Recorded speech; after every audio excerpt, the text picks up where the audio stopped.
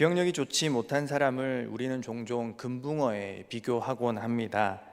기억하는 시간이 3초 정도 된다라고 알려져 있는데, 최근 연구 결과에 따르면 3초까지는 아니고 한 몇 달 혹은 몇 주, 한 3달 정도는 기억을 할 수 있다라고 합니다. 그래도 우리 인간에 비하면 긴 편은 아니기 때문에 기억력이 좋지 못하다 하면 금붕어에는 빗댈 수는 있죠. 그런데 물고기의 기억력이 3초 혹은 3달 정도라고 해서 더 이상 비웃을 일은 아닙니다.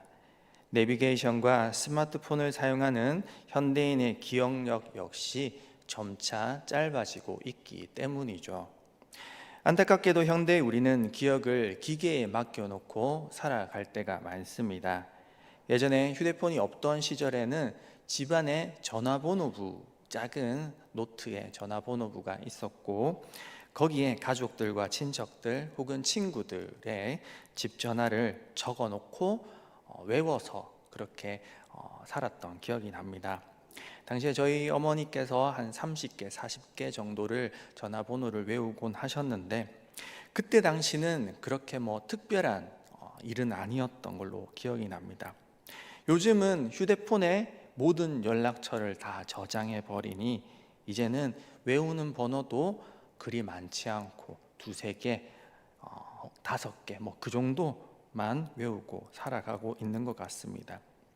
이것은 일상생활만 그런 것은 아닙니다.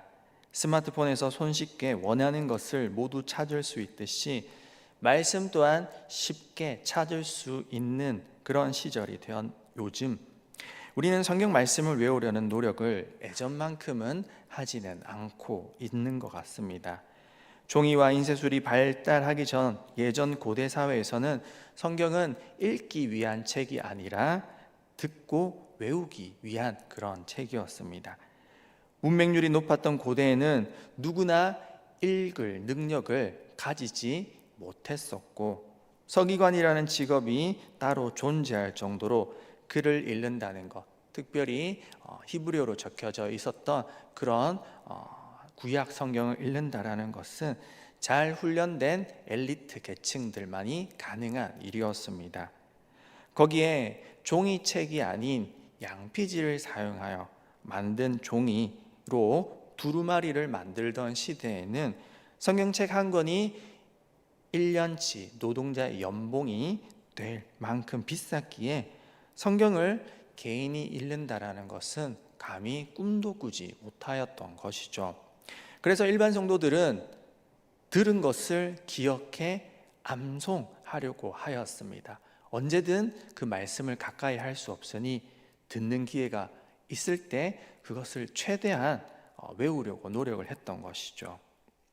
초대교회부터 인쇄술이 발명된 15세기까지 그리하였을 뿐만 아니라 성경시대를 살았던 유대인들도 마찬가지였습니다. 성경 속의 히브리인들은 하나님의 말씀을 수월하게 기억하기 위해 다양한 노력을 기울였습니다. 그 노력 가운데 하나가 바로 알파벳 시편입니다. 오늘 우리가 읽은 시편 119편 역시 알파벳 시편 중에 하나입니다. 알파벳 시편은 뭐냐 하면 알파벳, 히브리어 알파벳, 알렙부터 이어지는 알렙베트, 긴멜, 달렙, 이 순차적으로 사용되어지는 그 단어들을 이용해서 본문 내용을 보다 잘 기억하도록 돕는 그런 방법을 썼던 것입니다. 히브리 알파벳 22개를 순서에 따라 각 절의 첫 자로 배열하여 22자 모두를 배열하기도 하고, 때로는 짧게 축약해 기록하기도 합니다. 쉽게 말하면 삼행시 같은 것이죠. 시편 34편, 35편, 112편, 그리고 예레미야서 1장을 제외한 2장부터가 다 알파벳 시형으로 되어 있습니다. 우리나라어로 번역을 할 때는 전혀 그것을 살리지 못하였기 때문에 우리가 다 확인은 못하지만 유대인들은 다 알 수 있는 내용들입니다. 우리말로 얘기하자면 기역, 니은, 디귿, 리을 혹은 가나다라 마바사로 첫 행위, 첫 글자가 다 그렇게 시작이 되는 겁니다. 오늘 119편은 전체 구성을 히브리어 자음 22개를 8절 단위마다 순서대로 첫 머리에 배치를 했습니다. 그래서 곧 22개의 알파벳이 8절을 단위로 배치됨으로써 22 곱하기 8 해서 176소절이 되는 그런 구성적 아름다움을 추구한 것입니다. 오늘 우리가 읽었던 본문 이 시편 119편에서 7번째 알파벳인 자인이 첫 글자로 시작되는 그 내용이 우리가 읽었던 본문입니다. 우리로 치면 지읒에 해당하는 글자로만 그 첫 글자가 시작이 되는 것이죠. 본문의 내용을 함께 살펴보면서 오늘 우리에게 주시는 하나님의 말씀이 무엇인지를 그래서 이 내용과 함께 살펴보고자 합니다. 먼저 오늘 본문에서 시편의 저자는 자신의 상황에 대해 간략히 설명합니다. 54절 말씀에 내가 나그네 된 집에서 라고 기록하고 있는데요, 19절에서도 이를 말하고 있습니다. 이는 그가 이스라엘 본국이 아닌 외국인으로서 다른 나라에서 섰다라는 사실을 우리는 유추해 볼 수가 있습니다. 아마도 정황상 바벨론 포로로 잡혀있는 와중에 쓰여졌던 그런 수많은 시편들처럼 나라를 잃은 채 고난 가운데서 쓰여진 것이 아닐까라고 많은 성사학자들은 추정하고 있습니다. 시편들마다 붙어있는 표제어가 없기 때문에 작자 미상인 이 시편은 저자가 누구인지는 알 수 없지만 전체 내용이 오로지 하나님의 말씀을 칭송하는 유일한 시편이며 90절과 120절을 제외한 모든 절에서 하나님의 말씀이라는 의미를 가진 히브리어 단어가 하나 혹은 두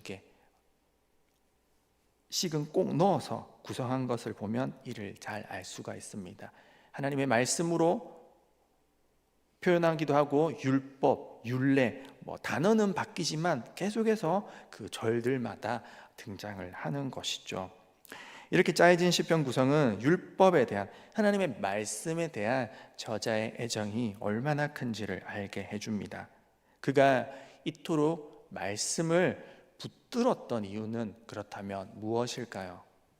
그것은 오늘 본문 앞 50절에 잘 나타나 있습니다. 시편 119편 50절 말씀, 이 말씀 제가 읽겠습니다. 이 말씀은 나의 고난 중에 위로라. 주의 말씀이 나를 살리셨기 때문이니이다. 아멘. 그가 이방 땅에 혹은 다른 지역에 무슨 이유에선지 자신이 원하지 않는 상황 가운데 와 있었을 때, 포로로 끌려와서 고난받는 가운데라고 우리가 생각해 본다면 이 말씀이 그의 위로가 되었기 때문입니다. 말씀으로 이 힘든 상황들을 이겨낼 수 있었습니다. 진리의 말씀인 율법과 주의 법도가 자신을 살려냈기 때문에 그는 그렇게 찬양할 수 있었습니다. 성경을 읽을 수 없고 가질 수도 없는 상황에서 말씀을 기억함으로써 그는 그 힘든 상황을 이겨낼 수 있었습니다. 52절에서도 그는 또한 노래합니다. 52절 말씀 우리 같이 한 목소리로 읽겠습니다. 시작. 주의 규례들을 내가 기억하고 스스로 위로하였나이다. 아멘. 말씀을 기억함으로 그는 위로받고 하나님을 의지하며 고난의 상황을 이겨낼 수 있었습니다. 오늘 본문 시편 119편 중 히브리어 자인에 해당하는 49절부터 56절까지 전체 주제는 바로 기억하다입니다. 52절에 내가 기억하고 55절에는 또한 내가 기억하고 라고 말하고 있습니다. 119편에 기억이란 단어가 나오는 곳은 이 자인, 지읒에 해당하는 이 구절들밖에 없습니다. 그는 또한 이 말씀을 기억하고 있는 자신처럼 하나님 당신도 기억해 주십시오라고 간청하고 있습니다. 49절 말씀 우리가 한 목소리로 같이 읽겠습니다. 시작. 주의 종에게 하신 말씀을 기억하소서. 주께서 내게 소망을 가지게 하셨나이다. 아멘. 주님도 기억하소서라고 간청하며 자신에게 주신 소망에 대해 말하고 있습니다. 이 소망은 무엇이겠습니까? 하나님이 비록 이스라엘 백성을 징계하고 벌하시지만 죄악된 백성으로 하여금 포로가 되어 이방 땅에 지금은 머무르게 하셨지만 하나님께서 선지자들을 통해 약속하신 것처럼 언젠가 다시 본국으로 돌아갈 것이라는 소망입니다. 그래서 저자는 하나님, 제가 이렇게 하나님의 말씀을 사모하며 외우고 있습니다. 하나님도 우리에게 주셨던 그 소망을 기억해 주십시오 라고 간청하는 것입니다. 하나님, 제가 이렇게 외우고 있습니다. 하나님, 제가 당신의 말씀을 이렇게 노래하고 다 외우고 있습니다. 그러니 하나님, 당신도 기억하여 주시옵소서 라고 암송으로 나타내는 것이죠. 그래서일까요? 시편 119편은 8편의 알파벳 시편, 총 8편의 시편들 중에서 가장 길이가 길고 시편 150편 중에서도 가장 긴 시편입니다. 이를 통해서 우리가 알 수 있는 것은 무엇이겠습니까? 시편 119편의 저자처럼 우리 역시도 하나님의 약속, 하나님이 우리에게 주신 그 천국 소망을 가지고 기억하며 잊지 않고 살아야 할 것을 기억해야 할 것입니다. 하나님이 그의 자녀들에게 준 약속, 예수님께서 언젠가는 다시 재림하실 것이라는 그 약속과 함께 우리에게 이 세상이 아닌 천국이라는 본향에 가야 한다는 사실을 우리는 기억해야만 합니다. 저자가 노래한 것처럼 나는 땅에서 나그네가 되었사오니 라고 한 것처럼 우리는 이 땅에서 나그네에 있고 이 세상을 사는 동안 많은 고생을 하며 때로는 슬픈 상황에도 처하고 때로는 견디기 힘들 만큼 고통스러운 인생길을 걸어갈 때도 있습니다. 그러나 우리에게 하나님 주신 소망은 이 땅에서의 소망이 아닌 영원한 소망, 영원한 가치인 천국에 관한 것입니다. 그 영원한 가치인 천국에 관한 소망을 가질 때 우리는 지금도 겪고 있는 그 고통과 고난을 이겨낼 수 있습니다. 영원을 사모하기에 지금 잠깐의 고난을 견디어낼 수 있는 것이죠. 이에 더해 이러한 고난을 이겨내는 힘을 오늘 말씀은 무엇이라고 하느냐? 세상 가운데서 살아갈 때 고난을 이기는 힘은 무엇이다라고 하느냐? 바로 말씀을 외우고 기억하는 것이다 라고 그렇게 말씀합니다. 말씀이 내게 살아 역사하며 고난 가운데 능력이 되려면 말씀을 외워야 합니다. 에베소서 6장 13절부터 17절까지 나오는 마귀를 대적할 하나님의 전신갑주에 대해서 우리는 잘 기억하고 있습니다. 거기에서 다른 것들은 다 방어구에 해당합니다. 구원의 투구, 믿음의 방패, 의의 호신경, 다 방어구이지만 단 한 가지만이 공격용 무기입니다. 무엇일까요, 여러분? 성령의 검입니다. 성령의 검. 거기서 뭐라고 말씀하냐? 바로 성령의 검, 곧 하나님의 말씀을 가지라라고 그렇게 기록하고 있습니다. 또한 히브리서 4장 12절 말씀 우리 같이 한 목소리로 읽어볼까요? 함께 시작. 하나님의 말씀은 살아있고 활력이 있어 좌우의 날선 어떤 검보다도 예리하여 혼과 영과 및 관절과 골수를 찔러 쪼개기까지 하며 또 마음의 생각과 뜻을 판단하나니. 아멘. 말씀이 검이 되어 우리의 삶을 변화시키며 또한 우리의 삶에 찾아오는 모든 시험과 유혹을 이겨낼 유일한 방법임을 기억해야 할 것입니다. 다시 오늘 본문 말씀으로 돌아가서 시편 119편의 저자는 자신이 쓴 그 노래 가사, 찬양 가사의 이 모든 구절 총 176절을 자신이 썼고 자신이 외웠음은 당연한 것이었을 텐데, 중요한 것은 그가 왜 이렇게 알파벳 시편을 썼을까라는 근본적인 질문을 하게 되는 것입니다. 그저 재밌게 찬양 가사를 이게 지금은 우리 멜로디가 없어져서 우리가 그냥 읽고 있지만 원래는 다 곡조가 붙어있는 찬양이지 않습니까? 이것을 그냥 재밌게 외우려고 이렇게 알파벳 시형으로 지었을까요? 그렇진 않겠죠. 왜 이렇게 지었을까요? 여러분들 생각할 때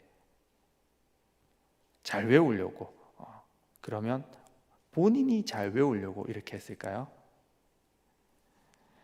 알파벳 시편, 지혜문항의 장르에 해당하는 성경 속 시편들은 그 의도가 있습니다. 뭐냐? 바로 자녀 세대의 신앙 교육을 위해서였습니다. 자신만 외우려고 한 것이 아니라 누구에게 외우게 하려 했을까요?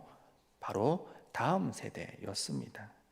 자신처럼 징계를 받아서 바벨론 포로로 끌려와서 그렇게 살아가는 것이 아닌 하나님의 말씀을 외우고 노래로 부르면서 말씀대로 살아가면서 다시는 그런 고난을 겪지 않으며 복을 누리고 살아가길 원하는 그런 부모의 마음 때문이었을 것입니다.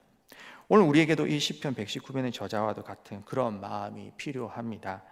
우리의 다음 세대인 아이들에게 말씀을 암송시키고 말씀을 외우게 하고 노래로 외우게 해서 아이들이 이 고난의 때 말씀이 생각나고 그 말씀으로 이겨낼 수 있게 해 주어야 할 것입니다. 저 역시 어린 시절 불렀던 노래 중 제 삶이 힘들고 지칠 때 기억나는 그런 노래가 있습니다. 옛날에 찬미예수라고 있었는데 여러분 혹시 기억하십니까? 네, 거기에 보면 우리 안에 착한 일을 시작하신 이가 자기의 기쁘신 뜻을 위해 너희로 소원을 두고 행하시니. 아무도 모르시는 것 같네요. 저 혼자 계속 부를까요? 후렴에 사람이 마음으로 자기의 길을 계획할지라도 그 걸음을 인도하는 자는 여호와시니라. 이 찬양이 잠언서와 빌립보서의 말씀으로 작사 작곡한 노래입니다. 종종 제 방식으로 살아가다가 잘 안 될 때 하나님이 원망스럽고 왜 이렇습니까? 라고 할 때 제 마음속에서 제 머릿속에서 울리던 노래, 사람이 마음으로 자기의 길을 계획할지라도 그 걸음을 인도하는 자는 여호와시니라. 그러고는 다시 정신 차리는 것이죠. 그랬던 저와 같이 요즘 제가 비전아이 아동부 아이들을 보면 그런 생각을 하곤 합니다.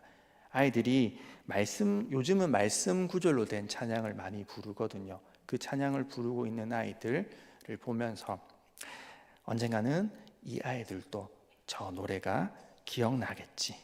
힘들고 지쳐서 낭망하였을 때, 하나님의 약속을 잊어버렸을 때, 세상 가운데서 살아가고 있을 때 저 노래가 기억이 나진 않을까라고 그렇게 생각해 보게 됩니다. 때로는 교회를 떠나 세상 가운데서, 죄악 가운데서 살아갈 때가 있을 것입니다. 우리 아이들에게 그런 영적인 사춘기, 저는 영적인 사춘기라고 부르는데 그런 방황하는 시절이 찾아왔을 때 지금 배우는 노래가 아동부 아이들이 오늘 외웠던 그 암송한 것이 아이들의 마음속에 솟아나 다시금 하나님께로 돌아갈 수 있는 힘이 되겠지라고 기대해 보곤 합니다. 오늘 여러분들의 가정, 여러분들의 자녀, 여러분들의 손주, 그리고 그런 다음 세대들에게도 그 축복이 있길 바랍니다. 하나님의 말씀이 살아 역사하여 자녀들의 삶을 일으키고 자녀들이 영적인 사춘기 가운데 비록 하나님을 떠나 있을지라도 그 말씀이 힘이 되어 다시금 주님께로 돌이키고 다시 하나님께로 돌아오는 그런 기적이 일어나길 소원합니다. 결론입니다. 오늘 본문을 통해 우리가 알 수 있는 것은 그 신앙은 말씀을 외우고 노래함으로써 다음 세대에게 전해진다라는 것을 우리가 알 수 있습니다. 신명기 6장 4절과 5절에는 하나님이 모세를 통해 이스라엘 백성에게 이렇게 말씀하십니다. 이스라엘아 들으라. 우리 하나님 여호와는 오직 유일한 여호와시니 너는 마음을 다하고 뜻을 다하고 힘을 다하여 내 하나님 여호와를 사랑하라 라고 말씀하고 있습니다. 그런데 이 사랑하라 라고 한 다음에 그 뒤에 방법이 나옵니다. 하나님 사랑하는 방법 무엇이냐? 구체적인 방법을 제시하는데 6절부터 9절에서 뭐라고 하느냐? 말씀을 너는 마음에 새기고 이 말씀을 강론할 것이고 내 미간에 붙여 표로 삼고 내 집 문설주와 바깥문에 기록할지니라 라고 그렇게 말씀합니다. 그러니까 뭐다? 하나님 사랑 이꼴 뭐다? 말씀 사랑입니다. 하나님 사랑은 말씀 사랑. 우리가 그렇게 생각을 해요. 하나님 너무 사랑합니다. 하나님 나의 마음 받아주시옵소서. 내 찬양을 받아주시옵소서.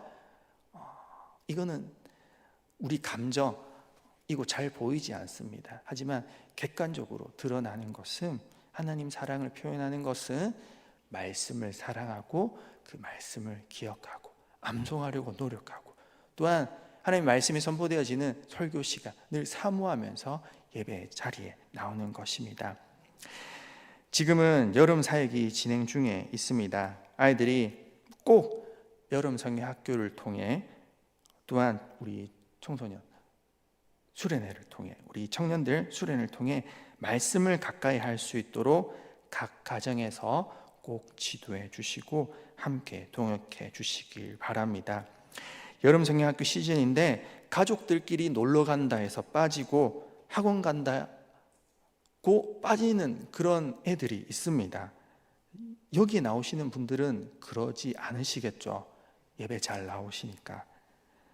하나님만 만나면 다 해결이 될 텐데 정말로 가슴이 안타까운 것은 하나님께 맡기면 하나님이 책임져 주실 건데 아무리 성공하고 아무리 부자가 된들 하나님 없이 살아가면 그것이 진짜 성공일까 싶습니다. 어쨌든 이 여름 사역 기간 동안 자녀들이 말씀을 가까이 하고 말씀으로 찾아오신 그 하나님을 경험하는 귀한 시간 될 수 있도록 각 가정에서 지도하여 주시고 또 여름 사역 때만 그런 것이 아닌 평소에도 말씀을 외우게 하고 가까이 하도록 하여 또 부모님은 안 하면서 자식들만 계속 해라 이렇게 시키는 것이 아니라 우리 아이들에게 신앙의 본이 되어서 하나님께 칭찬받는 인생, 하나님께 인정받는 그런 복된 믿음의 가정 이뤄나가는 저와 여러분의 삶이 되길 간절히 바라고 소원합니다. 기도드리겠습니다. 하나님, 시편 119편의 저자가 다음 세대 그리고 자신의 자녀에게 남기고자 한 것은 다름 아닌 신앙이었던 것을 알게 하시니 감사합니다. 말씀을 외우고 노래함으로써 다음 세대가 자신들의 세대와 같이 실패하지 아니하고 하나님께 매맞고 후회하는 것이 아닌 후회하지 않는 삶을 살아가길 원하였던 그 시편 저자의 노력이 결국 시편 찬양이 되었고 성경의 말씀이 되어 오늘 우리에게도 전해져 오게 되었습니다. 오늘 우리가 자녀들에게 말씀을 외우고 찬양으로 노래로 늘 그 말씀을 가까이 하게 함으로써 우리 자녀들의 신앙에 있어 바로 설 수 있도록 주님 그렇게 우리가 먼저 본을 보여주게 하시고 그동안 그리하지 못하였더라면 이제부터라도 결단하며 말씀으로 살아가는 우리 삶이 되게 하옵소서. 또한 지금 여름 성경학교와 여름 수련회가 진행되고 있습니다. 우리 자녀들이 이번 여름 사역을 통하여서 더욱 말씀을 가까이 하며 말씀으로 찾아오신 하나님을 경험하고 하나님을 인격적으로 만나 삶이 변화되는 그런 귀한 시간 될 수 있도록 주님 또한 인도하여 주시옵소서. 감사드립니다. 예수님 이름으로 기도드립니다.